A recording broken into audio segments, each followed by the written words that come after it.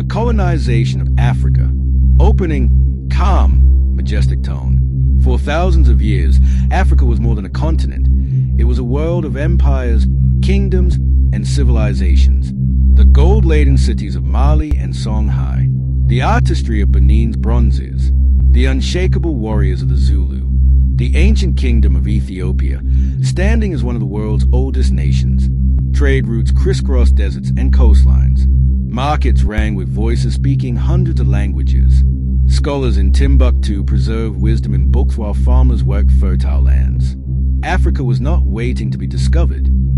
It was thriving on its own terms. But across the seas, Europe was changing, and Africa's destiny was about to be rewritten. Transition, shadows begin to fall. In the 15th century, Europeans arrived on Africa's shores. At first, they came as traders, exchanging goods for gold, ivory, and spices. But soon, human lives became the cruelest commodity. For more than 300 years, the transatlantic slave trade tore millions from their homes. Entire communities were shattered. Yet, even as slavery scarred the continent, most of Africa remained politically independent.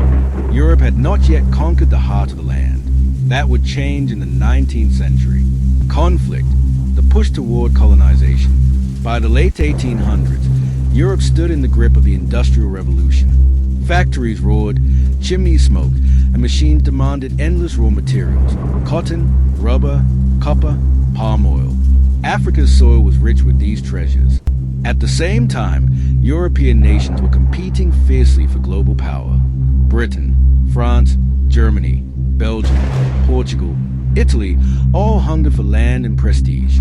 Colonies were symbols of strength. To justify their ambitions, Europeans wrapped their greed in words like civilization and progress. Missionaries spoke of spreading Christianity. Politicians promised commerce and education. But beneath the promises lay exploitation and domination. Technology tipped the balance. Steamships carried armies inland. Quinine medicine protected soldiers from malaria. And above all, European guns, like the Maxim machine gun, gave conquerors a deadly edge over African warriors. Climax, the Berlin Conference. In 1884, the future of Africa was sealed in a room far from its soil. European leaders gathered in Berlin, Germany, invited by Chancellor Otto von Bismarck. Around a map of Africa, men who had never set foot on its interior carved it apart with pens and rulers. No African leaders were invited. No African voices were heard. From this meeting emerged a scramble for Africa. In a matter of years, European powers raced to plant their flags, each determined to claim as much territory as possible before their rivals. Conquest, the fall of kingdoms. The scramble became conquest. Soldiers marched. Treaties were forced upon unsuspecting chiefs. And when words failed, violence followed. The Zulu clashed with the British in southern Africa. The Ashanti resisted in the forests of modern-day Ghana. The Hera and Nama fought bravely in what is now Namibia, only to face one of history's first genocides under German rule. Still, resistance shone brightly. Ethiopia, under Emperor Menelik II, defeated Italy at the Battle of Adwa in 1896, an African victory that echoed across the world, proving that colonizers were not invincible. But victories were rare.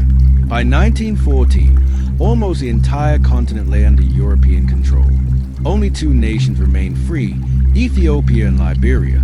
Resolution: the impact of colonization. The map of Africa was redrawn with straight lines and sharp angles.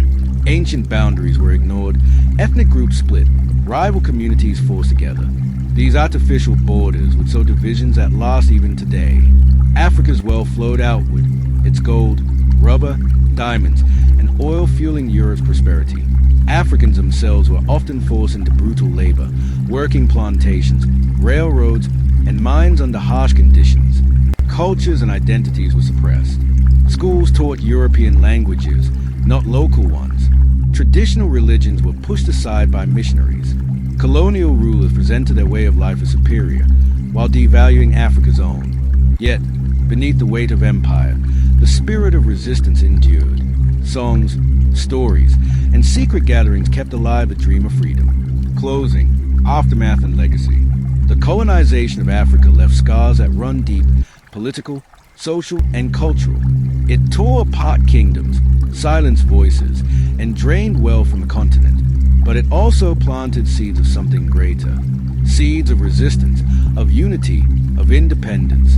In the mid-20th century, those seeds grew into movements that swept across the continent, toppling colonial powers one by one. The story of Africa's colonization is not just about conquest. It is also about resilience. It is about survival against overwhelming odds. And it is about a people who, despite centuries of exploitation, refuse to let their spirit be broken. Africa's past is not a tale of silence or defeat. It is a story of power, of struggle, and of a future still being written by its people today. Africa's journey into the 21st century. The winds of change swept across Africa in the mid-1900s. One by one, colonies began to break free. Ghana led the way in 1957 under Kwame Nkrumah as the first sub-Saharan African nation to declare independence. Soon after, Nigeria, Senegal, Kenya, Tanzania, and dozens more followed. Flags of European empires came down. New flags, African flags, rose in their place. For the first time in generations, the continent reclaimed its political voice. But independence came with challenges. Colonial powers had left behind artificial borders, fragile economies, and systems of governance designed to serve Europe, not Africa. The road ahead would be difficult. The decades that followed were a storm of hope and hardship. Many nations faced political instability, military coups, and civil wars. Some leaders became liberators, others dictators. The Cold War turned parts of Africa into battlegrounds for influence between the United States and the Soviet Union. Yet, progress also blossomed.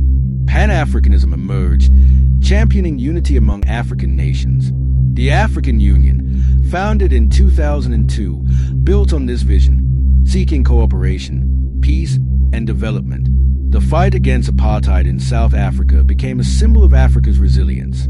For decades, black South Africans resisted racial segregation under white minority rule. In 1994, apartheid fell, and Nelson Mandela, once a prisoner, became president, marking a victory for freedom across the continent. Today, Africa stands in the 21st century, a land of contrasts. Challenges remain, but opportunities are greater than ever. Africa is the world's youngest continent, with more than 60% of its population under 25. Cities like Lagos, Nairobi, Johannesburg, and Accra are centers of innovation, technology, and culture. African musicians, writers, and filmmakers shape global culture. Entrepreneurs are building businesses that connect the continent to the digital age. But the shadows of colonization linger. Many nations still wrestle with poverty, corruption, and inequality. Conflicts flare in some regions. External powers continue to seek influence over Africa's vast resources. The borders drawn in Berlin over a century ago still cause tension today.